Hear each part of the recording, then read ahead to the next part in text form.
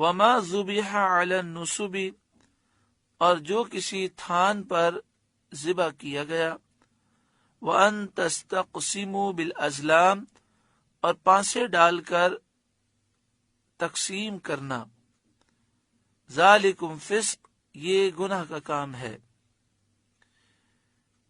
اس آیت کریمہ میں جو کچھ بیان کیا گیا اس کی تفصیل یہ ہے کہ پیچھے یہ بیان ہوا تھا کہ احلت لکم بہیمۃ الانعام، تمہارے لیے بے زبان مویشی حلال ہوئے، الا ما یتلی علیکم، مگر وہ جو آگے تمہیں بیان کیا جائے گا۔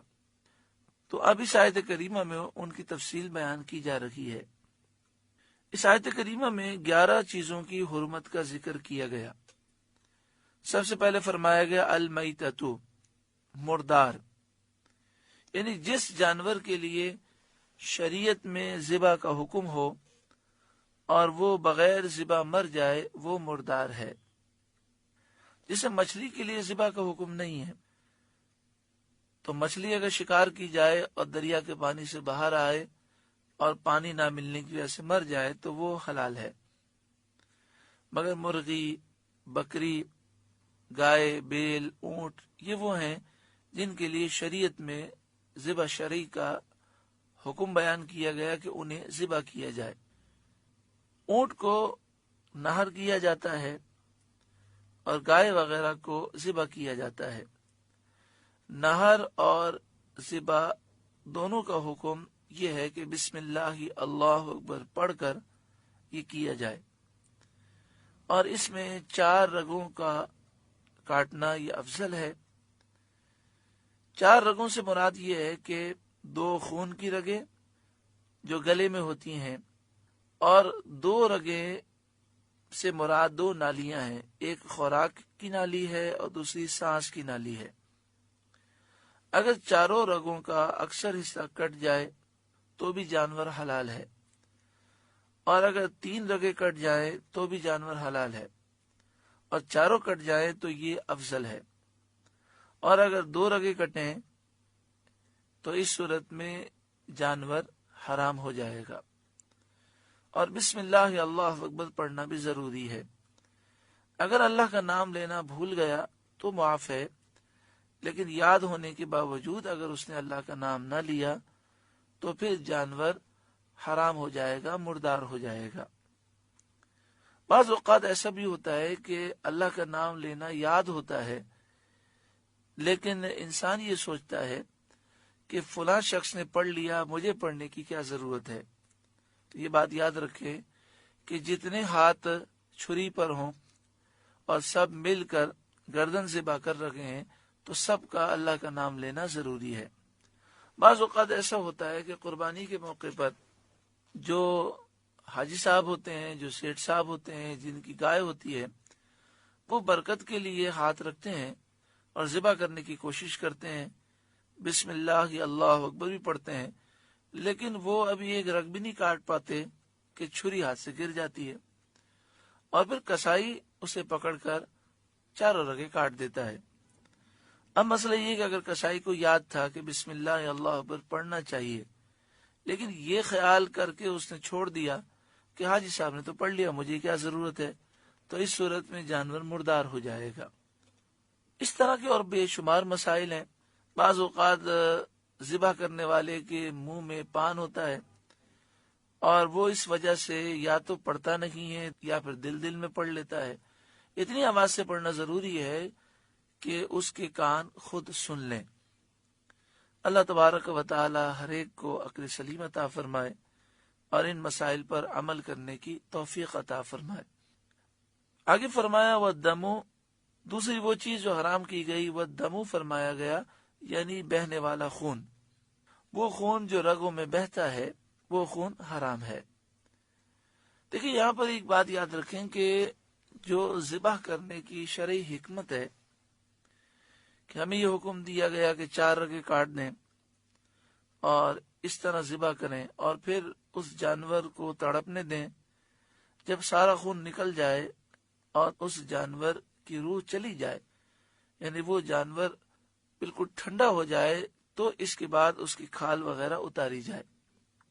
اس کی حکمت یہ ہے کہ جو رگوں میں بہتا ہوا خون ہوتا ہے یہ ہماری صحت کے لیے انتہائی نقصان دہ ہوتا ہے، لیکن اب کسائیوں نے جلدی کے لیے، تاکہ جلدی سے جانور کے ٹکڑے کر سکیں، اس کے لیے انہوں نے یہ کیا ہے کہ یا تو وہ جانور کو ذبح کرنے کے بعد تھوڑی سی کھال اس کی چیر کر اس کے دل کی طرف وہ چھری مارتے ہیں، اور اس طرح جانور جو ہے ٹھنڈا ہو جاتا ہے۔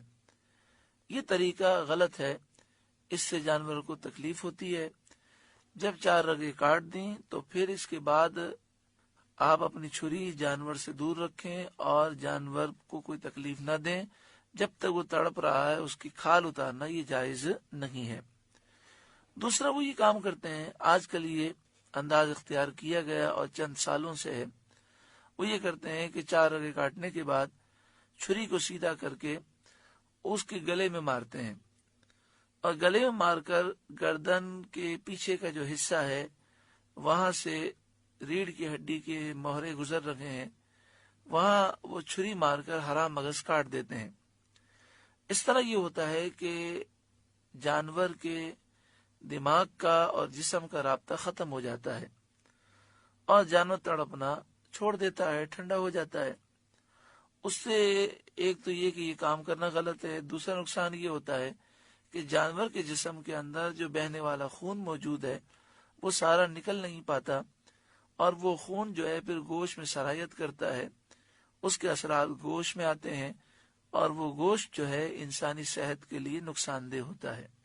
تو جب بھی قربانی کریں تو آپ یہ کوشش کریں پہلے سے بات کریں اور اسے کہیں کہ آپ جب 4 رگیں کاٹ دیں گے اس کے بعد آپ چھری ہاتھ میں نہیں لیں گے جب تک جانور ٹھنڈا نہ ہو جائے۔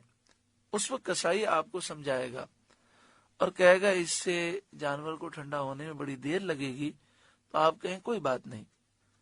حالانکہ زیادہ دیر نہیں لگتی، چند منٹیں لگتی ہیں، لیکن چونکہ بقرعید کے دنوں میں انہیں جلدی ہوتی ہے اس لیے وہ اس طرح کہتے ہیں۔ تو پہلے سے بات کر لیں گے، اور پھر جب قربانی ہو اس وقت آپ خیال بھی کریں گے تو انشاءاللہ تعالی کسائی اس قسم کی حرکت کرنے میں وہ کامیاب نہیں ہوگا۔ فرمایا وَالدَّمُ، وہ خون جو رگوں میں بہتا ہے وہ خون حرام ہے۔ وَلَحْمُ الْخِنْزِيرِ، اور سور کا گوشت۔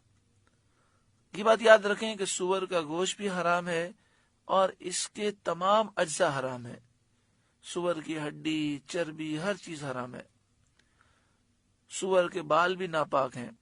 وَمَا أُهِلَّ لِغَيْرِ اللَّهِ بِهِ، اور وہ جس کے ذبح میں غیر اللہ کا نام پکارا گیا، یعنی وہ جانور جس کے ذبح کے وقت غیر اللہ کا نام لیا گیا، جیسا کہ زمانے جاہلیت کے لوگ بتوں کے نام پر ذبح کرتے تھے، اور جس جانور کو ذبح تو صرف اللہ کے نام پر کیا گیا، یعنی ذبح کے وقت تو اللہ کا نام لیا گیا، لیکن ذبح سے پہلے اور ذبح کے بعد وہ غیر اللہ کی طرف منسوب رہا، وہ حرام نہیں۔ جیسے ذبح کرنے کے بعد عام طور پر ہم دعا پڑھتے ہیں اور ان لوگوں کے نام لیتے ہیں جن کی طرف سے قربانی ہوتی ہے، اسی طرح ذبح سے پہلے جیسے کہا جاتا ہے عبداللہ کی گائے، عقیقے کا بکرا، ولیمے کا جانور، یا وہ جانور جن سے اولیاء کی ارواح کو ثواب پہنچانا مقصود ہوتا ہے، ان کو جب ذبح کرتے ہیں تو بسم اللہ اللہ اکبر پڑھ کے ذبح کرتے ہیں، لیکن ذبح کرنے سے پہلے کہا جاتا ہے کہ یہ جانور فلاں ولی کے لیے ہے، ان کے ایصال ثواب کے لیے ہے، تو اس میں کوئی حرج نہیں ہے۔ ذبح کے وقت تو کسی دوسرے کا نام نہیں لیا جاتا، صرف اللہ کا نام لیا جاتا ہے، وہ حلال اور طیب ہے۔ اس آیت کریمہ میں صرف اسی کو حرام فرمایا گیا ہے جس کو ذبح کرتے وقت غیر اللہ کا نام لیا گیا ہو۔ جو بدعقیدہ لوگ ہیں وہ ذبح کی قید نہیں لگاتے، وہ آیت کے معنی میں غلطی کرتے ہیں۔ ان کا قول 1400 سال کی معتبر تفاسیر کے خلاف ہے۔ 1400 سال سے جتنی معتبر تفاسیر ہیں ان سب میں یہ بیان ہے کہ اس آیت سے مراد ہے ذبح کے وقت غیر اللہ کا نام لینا. جس جانور پر ذبح کے وقت غیر اللہ کا نام لیا جائے وہ جانور حرام ہے اور وہ مردار کے حکم میں ہوتا ہے.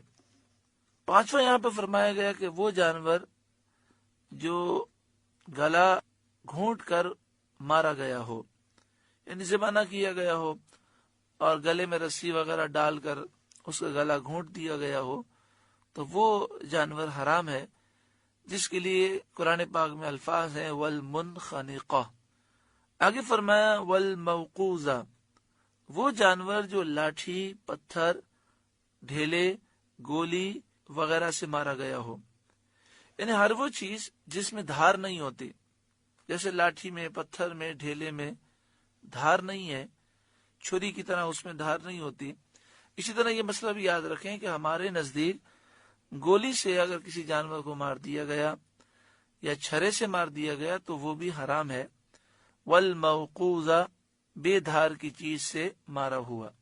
ہاں، اگر تیر کسی جانور پر چھوڑا گیا تو تیر میں دھار ہوتی ہے، تو اس وقت بسم اللہ اللہ اکبر پڑھ کر کسی شکاری جانور کی طرف تیر چھوڑا گیا اور وہ تیر اسے لگا اور اس سے شکاری جانور ہلاک ہو گیا تو وہ حلال ہے، جس کا ذکر آگے آ رہا ہے. آگے فرمایا والمتردیہ، وہ جانور جو گر کر مرا ہو، چاہے پہاڑ سے گر کر مرا ہو یا کنویں وغیرہ میں گر کر مر گیا ہو. والنطیحہ، وہ جانور جسے دوسرے جانور نے سینگ مارا ہو اور وہ اس کے صدمے سے مر گیا ہو. وما اکل السبع، جسے کوئی درندہ کھا گیا، وہ جانور جسے کسی درندے نے تھوڑا سا کھایا ہو اور وہ اس کے زخم کی تکلیف سے مر گیا ہو. لیکن اگر یہ جانور مر نہ گئے ہوں، کون کون سے جانور؟ جس کا گلا گھونٹا گیا، جس پر گولی چلائی گئی یا لاٹھی یا پتھر پھینکے گئے، یا کوئی جانور کنویں میں گر گیا یا پہاڑ سے گر گیا، یا کسی جانور کو دوسرے جانور نے سینگ مارا ہو، یا کسی درندے نے اس پہ حملہ کیا ہو اور کچھ کھا لیا ہو. اگر یہ جانور ابھی مرے نہ ہوں اور ان واقعات کے بعد بھی وہ زندہ ہوں، پھر انہیں باقاعدہ بسم اللہ اللہ اکبر پڑھ کر ذبح کر لیا جائے تو وہ حلال ہے.